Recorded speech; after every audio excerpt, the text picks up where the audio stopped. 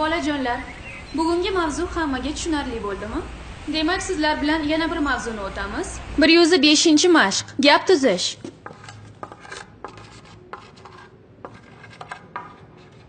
Qani, kim gap tuza oladi? Tur. Biz do'stlarimiz bilan kutubxonaga bordik. To'g'ri. Zafar, nima bo'ldi? Bugun tug'ilgan kunim edi. Shunga ham yig'laydimi? Yo'q, unga emas. Tug'ilgan kunim uchun uydagilar pul berishgandi. O'sha pul yo'q. Boya tanaffusga chiqqanimda kimdir olibdi. Qancha puling bor edi? 10 so'm. Ancha katta pul-ku. Ota-ona bolasiga katta miqdorda pul berishi bu yaxshi emas. Demak, sinfda o'g'ri o'quvchi paydo bo'libdi.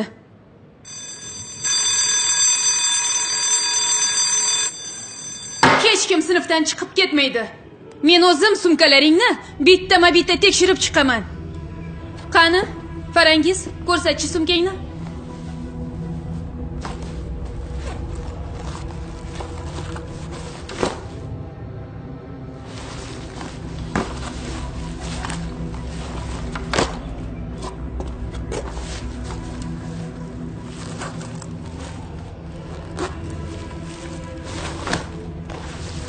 Navbat menga yetib kelganda nima qilaman? Sumkamni ochib ko'rsa, sharmanda bo'laman-ku.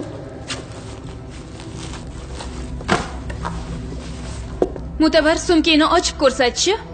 Yo'q, ochmayman. Mutabar, ber sumkangni. Yo'q. Ber dedim senga. Yo'q. Aytganimni qil. O'g'ri.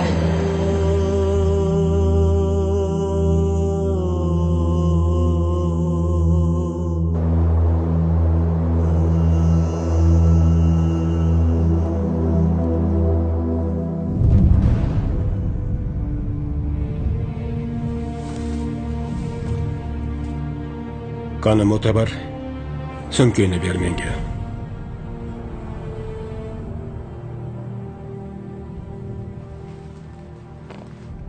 Men noilojlikdan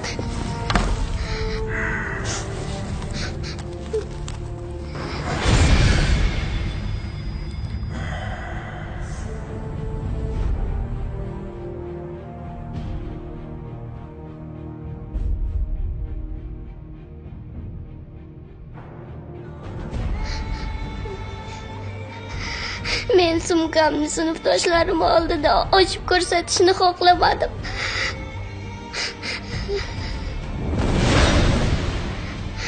Ular menga past nazarda qarashlaridan, ustimdan kulishlaridan qo'rqdim.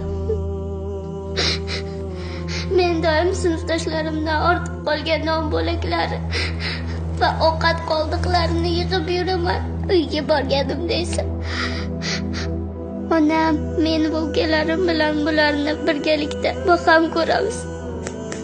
Mening otam o'lgan. Onam kasal. Ukalarim och. Bizning bundan boshqa tirikchiligimiz yo'q. Iltimos, bularni olib qo'ymang. Men o'g'ri emasman.